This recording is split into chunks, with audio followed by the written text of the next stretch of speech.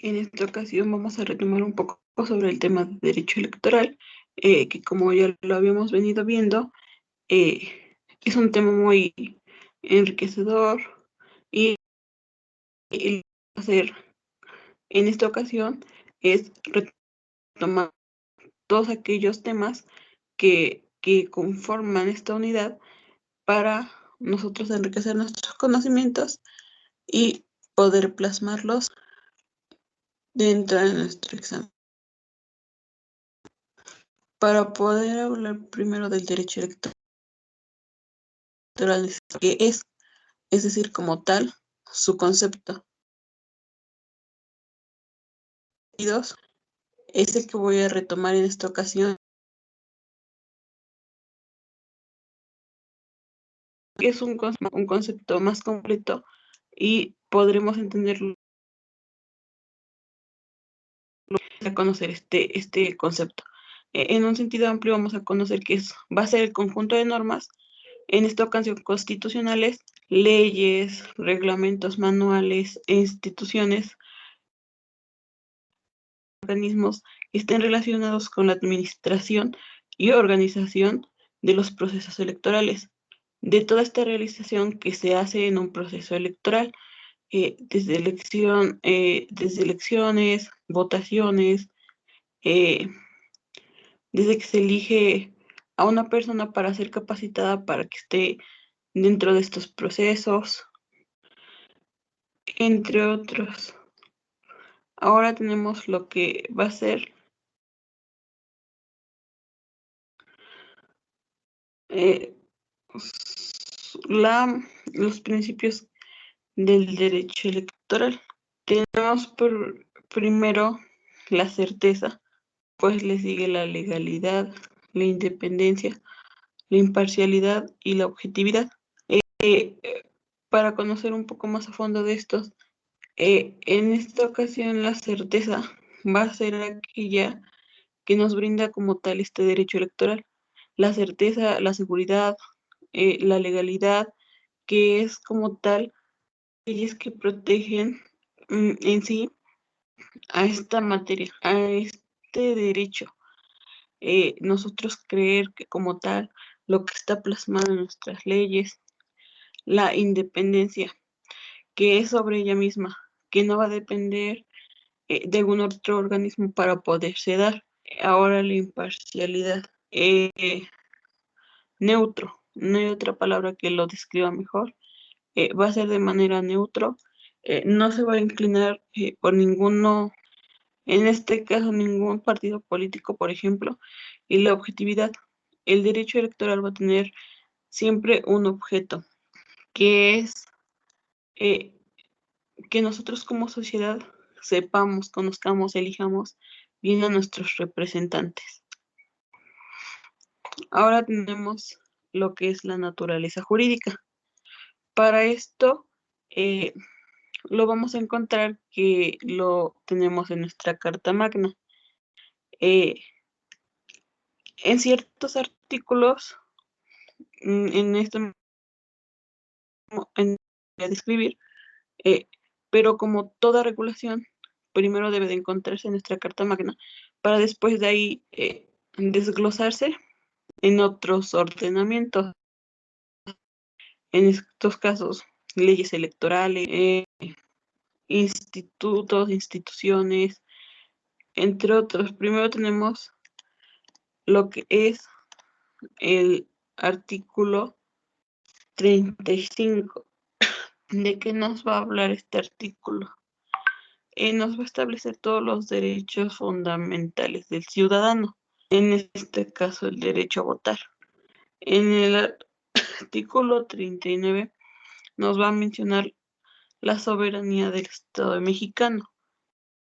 Un Estado soberano va a ser aquel que como tal esté independizado para elegir sus propios partidos políticos, que tenga esa capacidad para elegir sus representantes, entre otros.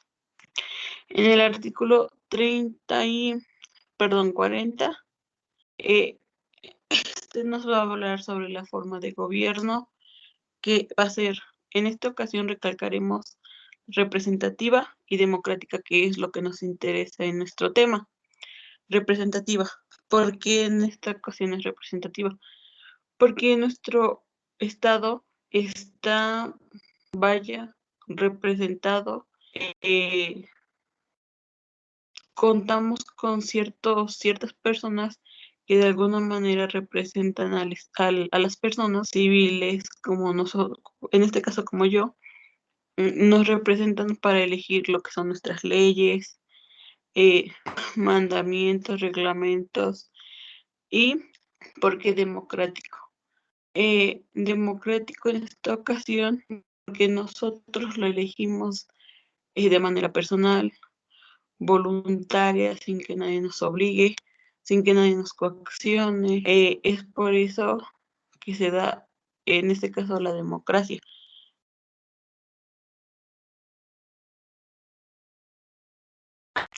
Nos va a establecer las bases para la organización de los países. Todas esas bases que se van a utilizar y que ya veremos, que tendré que recalcar pero en sí da todo aquello que son bases, que se tienen que utilizar, eh, que se tienen que cumplir, mejor dicho, llevar a cabo un proceso electoral. Después tenemos lo que es el artículo 99. En este artículo nos va a hablar sobre la calificación de elecciones y protecciones de derechos públicos electorales. ¿Qué nos quiere decir esto? Va a ser todo lo relacionado, como se dice, a la protección, al cuidado, a, a las atenciones que se les va a dar a cada proceso electoral y a la calificación, que esto se fuese llevado a cabo de manera correcta, que no existe alguna discrepancia con relación a los procesos políticos electorales. Y por último tenemos el artículo 116. Este nos quiere dar, bueno, nos habla más bien de la aplicación de principios electorales a nivel federal en elecciones locales. Esto nos quiere decir, como ya les había dicho antes, y les di a conocer los principios del derecho electoral, este artículo se va a encargar de que estos principios no solo se apliquen a nivel federal, sino también a nivel local. Eh, una elección federal es igual de importante que una elección local. ¿Por qué? Porque no solo se va a elegir un representante como al, a la vez se va de manera eh, distraída de porque no se nos dio la gana, sino se requieren de todos estos principios para que uno como ciudadano esté conforme, que sepamos que existió la imparcialidad, que hay una certeza, una legalidad en todos estos procesos electorales y que como individuos eh, no tengamos alguna inconformidad, queja u otro en relación.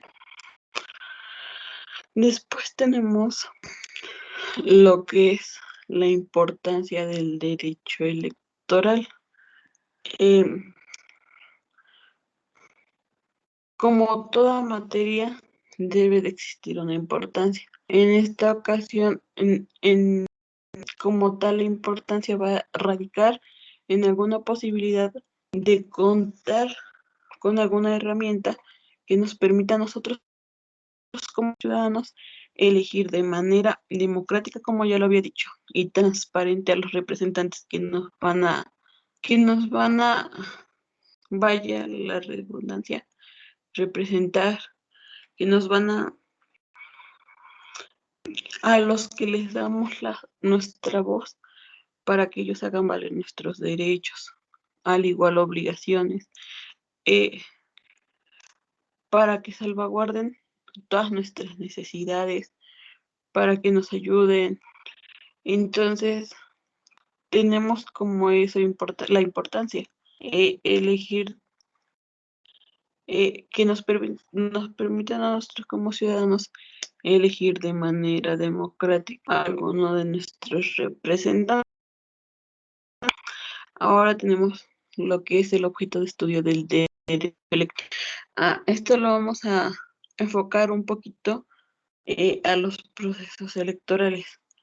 Como tal, todo lo concerniente a tales procesos.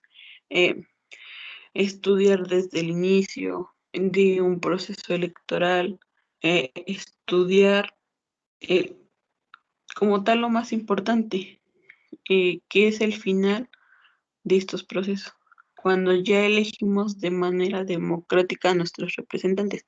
Este tiene como objeto de estudio tal, estudiar todas aquellas discrepancias para que nosotros podamos tener alguna certeza o esa certeza mejor de que nosotros elegimos de manera libre, democrática a nuestros representantes y no tengamos alguna duda. Ahora tenemos lo que es la ubicación del derecho electoral eh, dentro del derecho en general. Como ya sabemos, existen varios tipos de derechos: público, privado, social. Eh, en esta ocasión, nosotros vamos a ubicar nuestro derecho electoral dentro del derecho público. ¿Por qué?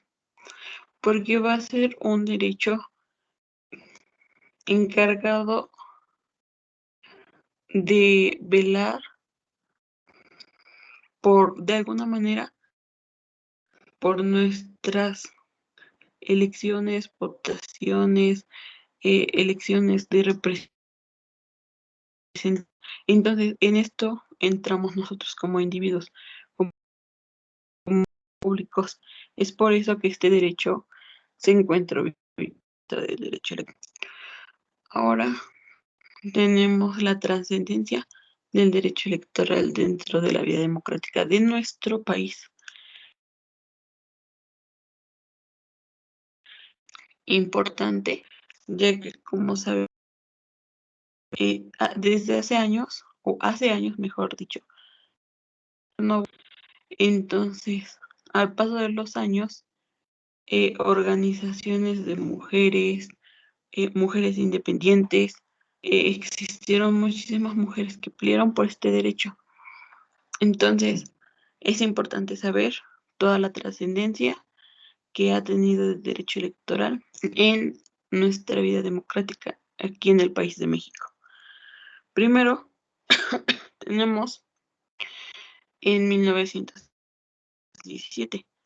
Este año surgen las juntas, eh, ¿cómo decirlo? Juntas empadronadas y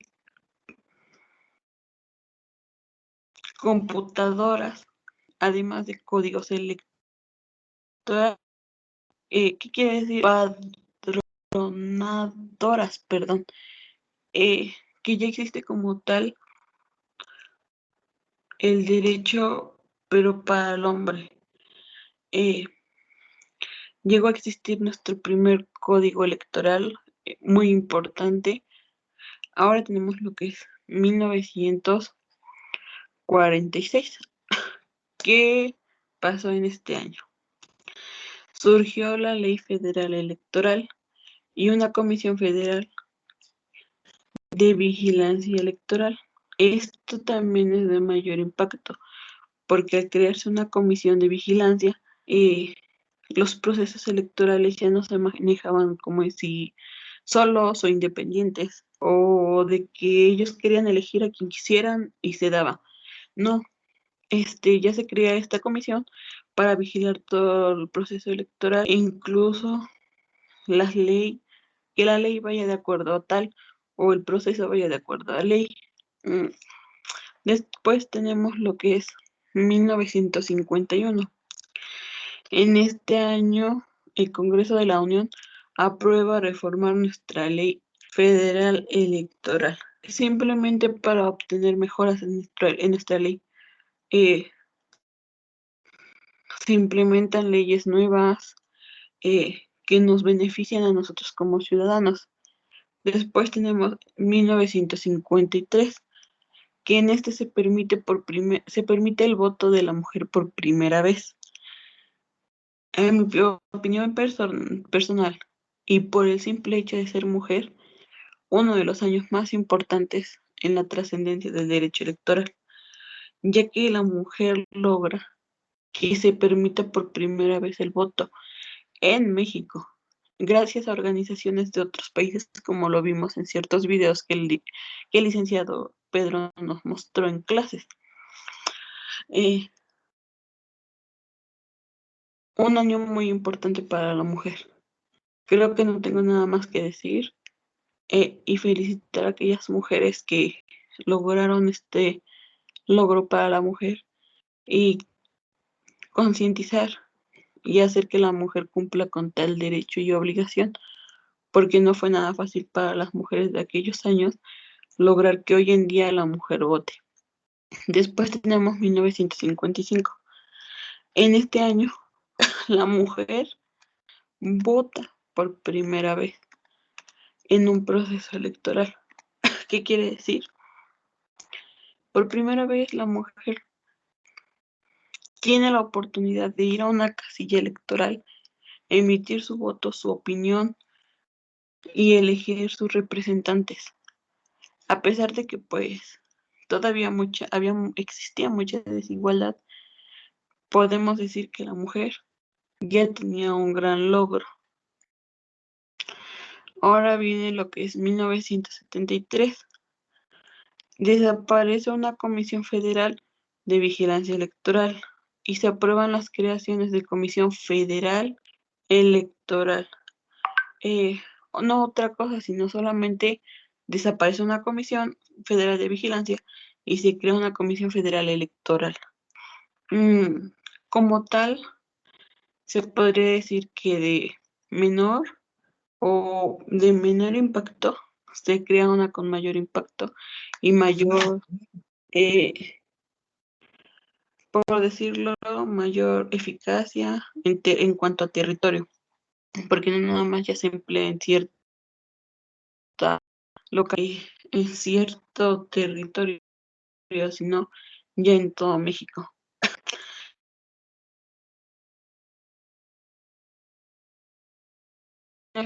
Que se expide la ley de organizaciones políticas y electorales. Eh, Al expedirse esta ley de organizaciones políticas y procesos electorales, se crea de alguna manera un logro, porque eh, se busca o se buscó eh, expedir esa ley para después venir 1987, que se va a introducir un criterio de representación proporcional. ¿Qué quiere decir esto? Escuchemos lo que dice criterio de representación proporcional, es decir, que no solamente se va a quedar con una ideología, con una representación, sino que va a existir como tal la proporción, la igualdad, que exista como tal eh, criterios eh, que nos representen de manera equitativa. Después tenemos el año 1990, que se expide el COFIPE y se otorga la creación del INE. Antes, como tal, no existía una identificación oficial. No existía esta institución federal electoral, sino hasta el año de 1990 que se crea esta institución para fortalecer más los procesos electorales y que tengan como tal una legalidad y eficacia al crear un impacto ante nuestra sociedad. Pues tenemos 1993, que se otorgan más atribuciones al IFE. ¿Por qué? Eh, Al crear esta institución, eh, en nuestra sociedad causa un gran impacto. Entonces, como vieron los representantes que creían más en el IFE que en otras instituciones, decidieron darle mayor atribuciones a este para que se encargara de los procesos electorales. Y nosotros como personas eh, creyéramos más en los procesos electorales y de alguna manera decidiéramos salir el día de las votaciones a dar nuestro voto u opinión. Después tenemos 1994, que se instituye la figura de consejeros ciudadanos, lo que hoy en día aún tenemos, consejeros ciudadanos, que dan a conocer como todos los procesos. En estas elecciones, un consejero ciudadano es muy importante. Es una figura de alguna manera que otorga veracidad en los procesos que se dan en nuestro país. Después tenemos 1996. Se modificó el artículo 41 de nuestra Constitución Política de los Estados Unidos Mexicanos para así reforzar e independizar la autonomía y dar autonomía del IFE. Antes el IFE no era una instancia, no era una institución independiente. El IFE antes dependía de alguna otra institución, pero ahora el IFE es totalmente independiente en procesos electorales, en ya sea locales, federales, eh, estatales. mm, Estos ya son independientes, ya no tienen que rendir cuenta absolutamente a nadie, ni a otro político, ni mucho menos.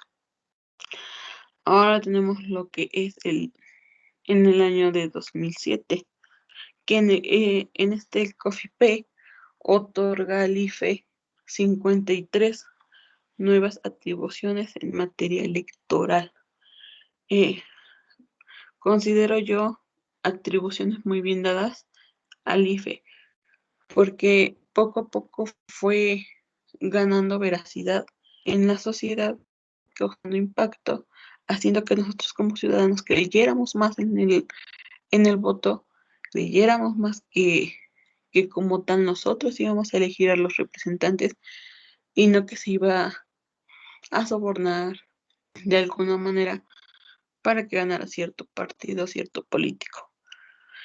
Después tenemos lo que es el año 2014 y creo yo hasta aquí finalizamos. En este año se transforma, perdón, de IFE, Institución Federal Electoral, al INE, Instituto Nacional Electoral, y se homologan los estándares en los que se realizaban los procesos electorales, tanto federales como locales. Considero yo eh, que no cambia absolutamente, sino simplemente la palabra de IFE a INE, de federal a nacional. Esto se dio porque en nuestro estado mexicano pasó de un estado federal a ser un estado nacional. Son palabras, pero en sí, INE o IFE sigue teniendo la misma veracidad, eh, considero yo hasta el día de hoy. Y es así como llegamos al final. Para mí fue recordar todos aquellos temas que ya habíamos visto en clases. En esta unidad rescato en el año de 1955 y 1953 y 1955, perdón, que fue cuando la mujer se le permite por primera vez el voto y cuando la mujer emite por primera vez su voto en una casilla.